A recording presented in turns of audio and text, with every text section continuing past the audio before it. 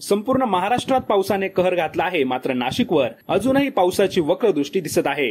नाशिक जिल्ह्यात अजूनही म्हणावा तसा पाऊस झाला नसून नागरिक पावसाची वाट पाहत आहेत। तुरळक पाऊस वगळता मोठा पाऊस हा धरण क्षेत्रामध्ये झालेला नाही, त्यामुळे आता नागरिकांची चिंता वाढली आहे। जिल्ह्यातील 24 धरणांपैकी 18 धरणे भरतीस लागली असून 6 धरणांनी अजून खातेही उघडले नसून ते कोरडी ठाक आहेत।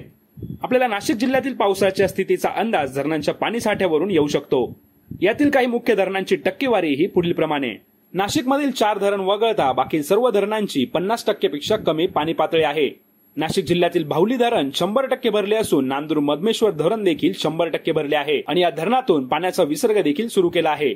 कडवा धरण 81.58% तर दारणा धरण 81.31% भरले आहे। पुण्यात धरण 50.8% भरलं असून नाशिक शहराची तहान भागवणारं गंगापूर धरण मात्र 49.95% इतकं भरलं आहे। गौतमी गोदावरी हे धरण 49.3% तर वालदेवी धरण 46.87% भरले आहे। मुकणे येथील धरण 27.78% तर पालखेड 24.35% भरलं आहे। कश्यपी धरण 23.54% तर वाघाड धरण 22.37% आहे। हरणबारी धरण 19.98% इतकं भरलं असून चनकापूर धरण 14.3% आहे।